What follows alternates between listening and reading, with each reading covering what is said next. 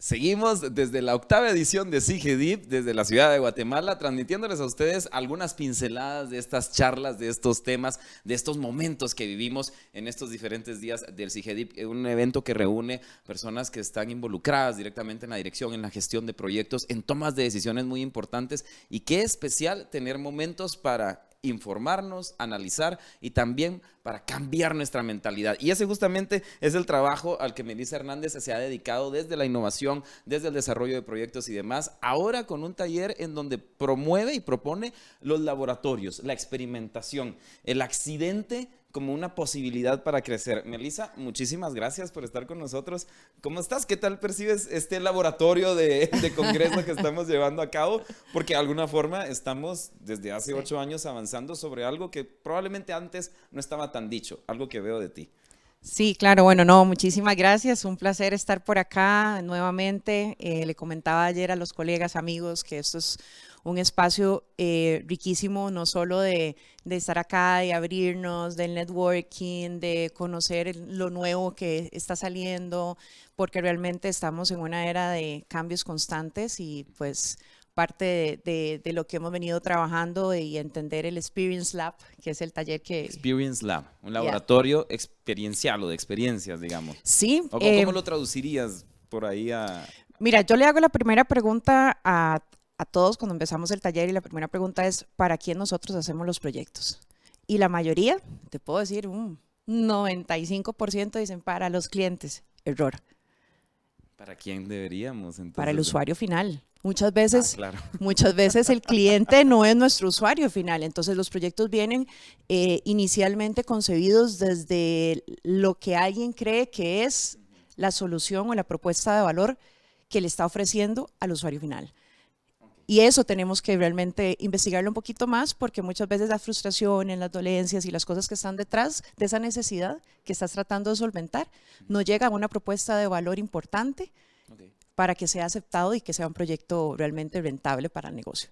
Percibo que desde el Experience Lab, entonces hay una especie de role play de este usuario final, ¿no? Como de ponerme de verdad en sus zapatos y entender qué de lo que yo estoy proponiendo verdaderamente le interesaría y qué lo pasaría por alto.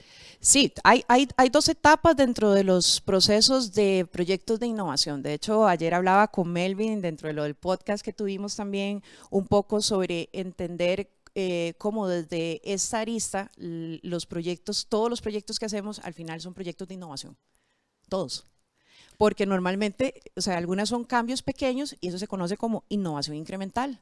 También tenemos innovación radical, que ya son un poco cambios un poco más mayores, y después tenemos la innovación transformacional, que viene siendo cuando cambias un poco ya los hábitos de consumo de esos usuarios finales, como por ejemplo Spotify, que vino a cambiar la manera en la que consumimos la música.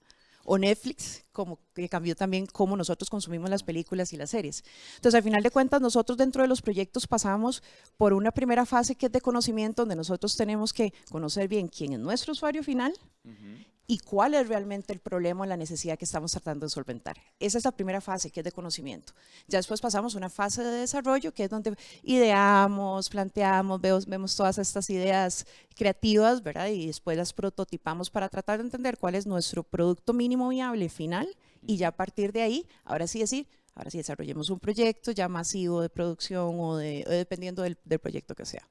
Todo esto es algo que dentro de la experiencia de experimentar precisamente es como tú crees que se encuentran las respuestas. Sí. Un poco creo que no es por hacer de menos los libros que nos han acompañado durante tanto tiempo para formar academia, para formar profesiones, pero sí estamos necesitando compartir el espacio que le hemos dejado a los libros, a los errores que la tecnología nos va a llevar a cometer. Y lo hablo de los errores no por un enfoque negativo, sino porque el aprendizaje es disfrutar precisamente esos fallos para encontrar nuevos aciertos.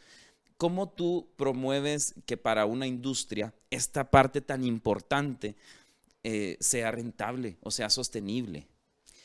Mira, es muy interesante porque parte de entender la innovación, y esto ya es algo que se está midiendo en las organizaciones, ya hay un indicador de innovación qué tanto está la innovación en el ADN de la organización. O sea, qué tanta apertura tienen los colaboradores dentro de una organización para poder ellos compartir sus ideas, hablar sobre lo que hacen, sobre lo que quieren mejorar. Muchas veces pasa en las organizaciones que tal vez yo llego y vos sos mi jefe, mi directivo, y yo llego y te digo, mira, tengo una idea. Y me decís, no, ahorita eso no lo podemos hacer, no hay presupuesto, no tenemos tiempo, eso no lo vamos a hacer. Ok, a la semana otra vez vuelvo y mira, tengo otra idea y es que, no, ahorita eso no lo vamos a realizar. Pregúntame si llego una tercera. No llego. ¿A dónde van todas las ideas? ¿A dónde van las...? Al final de cuentas, hay que entender que quienes están no en la parte directiva, sino quienes hacen la parte de desarrollo, de producción, de los entregables, de los proyectos, a ellos son dentro de ese proceso a los que les duelen muchas cosas a nivel de procesos internos de la organización. Ellos mismos son los que saben dónde están las respuestas a las mejoras que tienen que hacer. Lo que pasa es que no son escuchados. No hay un lugar dentro de las organizaciones donde ellos puedan poner sus ideas, que la organización pueda priorizar esas ideas a nivel de impacto para que todos puedan crecer e incorporar esa innovación. Por eso te digo, tiene que estar en el ADN, pero si no tienen una infraestructura para poder mostrar sus ideas, que sus ideas sean válidas, que las valoren, que las evalúen y que las ejecuten, es un buzón de sugerencias en una organización normal. Me encanta y me voy a permitir concluir porque pues ya nos lo has detallado bastante. Algo que está relacionado a que, por ejemplo, si estuviésemos hablando de una organización como un cuerpo humano, el no escuchar a todos los integrantes de esa organización es como no darme cuenta que tengo un tobillo malo o el estómago dañado o qué sé yo. Y entonces claramente eso va a restar vida, va a restar crecimiento. Y una comparación increíble que haces de la innovación, desde donde yo lo veo, con la aceleración o con el crecimiento. Sí. Y ese es sí o sí el fin en esta época de cualquier proyecto, desde donde tú modificas el pensamiento de quienes acompañas. No solo hacemos proyectos innovadores, sino que también a lo interno los colaboradores tienen que tener esa capacidad de decir, vamos a hacer algo disruptivo, vamos a hacer algo diferente, no vamos a hacer lo que hace la competencia. Vamos a hacer un proyecto que perdure dentro del tiempo, que se alargue un poquito más. Te dije al inicio, estamos en una era de constante cambio. Si no incorporamos criterios como esto de la innovación dentro de lo que hacemos, entonces lo vimos en la pandemia. Todos tuvimos que innovar, todos tuvimos que crecer.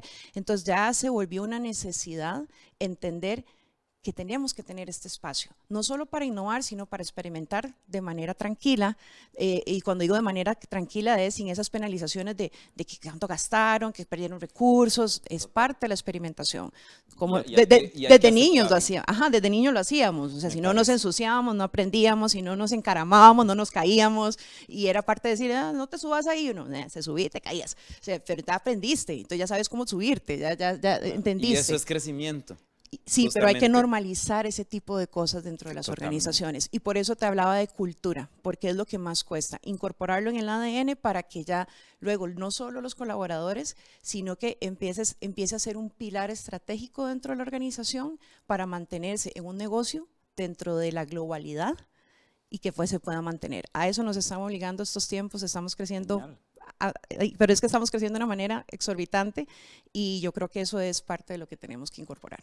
A flexibilizar las estructuras y por qué no partir de un laboratorio de experimentación en donde nos demos cuenta que incluso la verticalidad no siempre es tan útil como lo horizontal, las comunicaciones transversales, así que la flexibilidad. Desde aquí, desde el Hotel Hilton, agradeciéndote muchísimo a ti por todo esto que nos compartes. Seguiremos con mucho más desde la 8ª edición del CIGEDIP. Gracias.